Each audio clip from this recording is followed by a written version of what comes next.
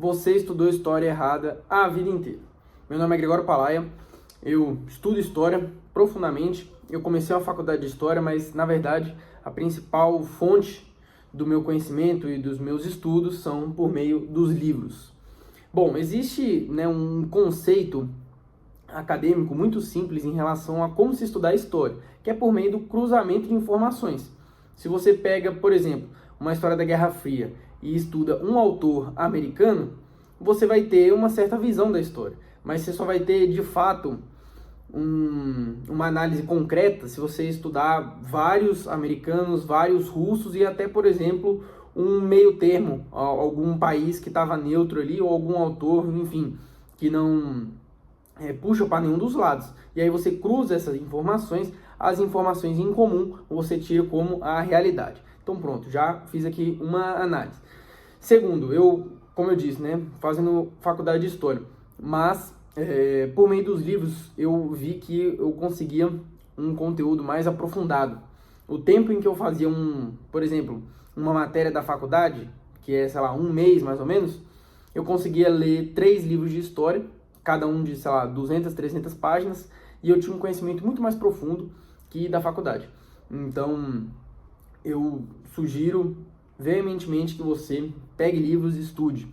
Se você tem uma certa dificuldade com livros, eu tenho um outro canal que será lançado para falar de alta performance, para falar de várias outras coisas. Uma delas é como melhorar a leitura, Mas bom, voltando a falar sobre os estudos históricos, que é o mais importante. Então eu falei essa questão de como estudar a história, por meio cruzamento de informações. Mas não só cruzar as informações, também procurar as informações mais originais possíveis. Então, por exemplo, se tem um autor de 2017 e um autor lá da década de 80, a princípio o de 80 pode chegar mais perto da realidade, porque ele estava vivendo aquilo, ele estava, de fato, no momento ali crucial que aconteceu essa história.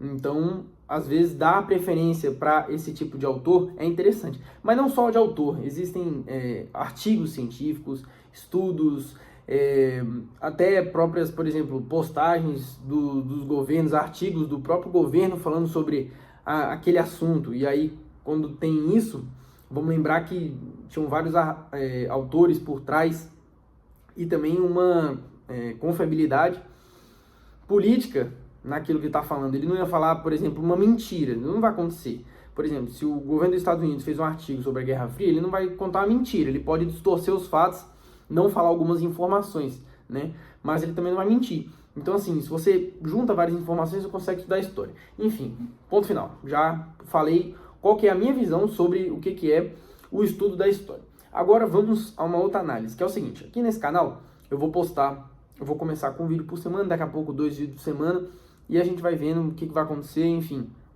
Mas, a princípio, vamos se dividir em 2 tipos de vídeo. Um vídeo é sobre alguma parte da história, e aí vai ter playlists. Eu não vou fazer na ordem, tá? Porque eu acho que tem gente que se interessa mais em história moderna, tem gente que se interessa mais em história antiga, então assim, eu vou ficar mesclando, mas vou sempre fechar em planilhas, então, em playlists. Então, por exemplo, se eu vou falar de Grécia Antiga e tiver 10 vídeos, vão ser espalhados ao longo do ano, mas depois eu vou juntar tudo na playlist, enfim. Então é isso, vou ter essa continuidade com vídeos de um certo tema e tudo mais e tal, beleza, show de bola. E também vão ter vídeos de curiosidade. Curiosidade tirada da onde? Dos livros, como eu disse, e de outros estudos também, mas principalmente dos livros, porque às vezes, por exemplo, você pega um livro de 600 páginas sobre o Napoleão, e ali no meio tem uma curiosidade, nossa, nunca vi em lugar nenhum. Pô, interessante, pega aquela curiosidade, pesquisa, vê se é verdade mesmo, e aí eu consigo fazer um vídeo só sobre isso, que eu acho, assim, bem interessante. Então fica como se fosse um fatos de curiosidade e tudo mais, mas também tem a parte do desenvolvimento da história. As curiosidades eu já expliquei. Em relação à história em si, um lado mais didático e tudo mais e tal, explicando a história, como é que vai se basear? Bom, eu vou dividir mais ou menos em 5 períodos. 5 períodos.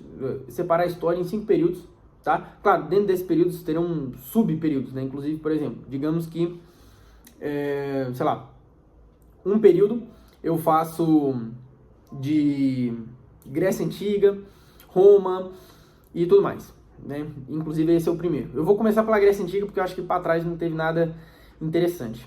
Não que não seja interessante, por exemplo, o Egito ou qualquer coisa do tipo, mas no sentido de parte didática mesmo, conhecimento de quem quer estudar a história, quer entender a história. Eu acho que Egito é um extra, é um bônus, tá? Agora, estudar a Grécia, estudar Roma, faz todo sentido para a continuidade do restante de toda a história que a gente vai ver. Porque uma coisa também é primordial que você entenda. A história é completamente interligada. Inclusive, isso é uma forma de você estudar a história. Se você fala assim, não, vou estudar Brasil Colônia, aí você abre Brasil Colônia, você vai ter dificuldade. Agora, se você estuda expansão marítima, se você estuda Portugal, se você estuda, sei lá, como é que estava a filosofia, a sociedade, a ciência, as tecnologias da época, e aí sim você vai para um início de Brasil Colônia e começa a entender, analisando o que outros países estão fazendo, analisando o que Portugal estava fazendo em outros lugares, vai ficar muito mais fácil entender Brasil Colônia. Então, a história é completamente interligada. Então, assim, a partir de Grécia, Roma, que eu vou estar desenvolvendo, Império Romano, né? Então, esse é o primeiro período. Depois, nós temos aí, claramente, a Idade Média, tá? Do final do Império Romano até mais ou menos ali 1490, se eu não me engano. É a Idade Média, onde eu vou estar explorando. Eu acho que é um assunto bem bacana. Até pensei se eu faria dessa forma ou não. De tipo assim, só a Idade Média? Será que daria para dividir a história em 5 partes e uma ser só a Idade Média? Mas eu acho que sim, porque é um fundamento para o mundo inteiro, né? Porque é Europa, mas isso influencia o mundo inteiro, porque dali que teve a expansão marítima, e aí já entramos no terceiro tópico, né? Que aí é Renascimento, reformas protestantes e tudo mais, enfim, parte religiosa. Vamos ter também expansão marítima e tudo mais. Então, já estamos numa terceira fase, que já é uma idade moderna, né? Bem no início, porque é considerada idade moderna, mas começa lá em 1400 e pouco, tá?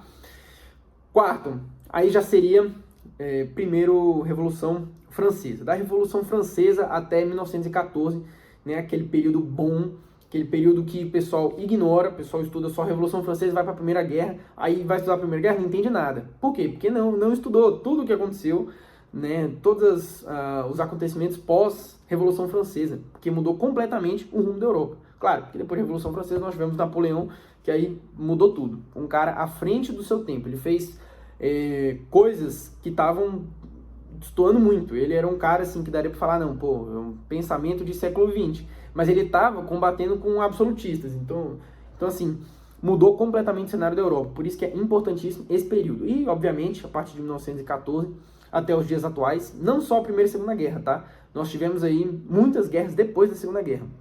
Inclusive, entre guerras também muito importante, e por aí vai. E também Revolução Russa, também eu acho que é importante, que tem várias influências. Enfim, a gente vai estar explorando aqui neste canal, aleatoriamente. Não vou falar, primeiro vou fazer depois... Não, aleatoriamente, como eu disse. Mas eu vou estar juntando em playlists, vai ficar organizado.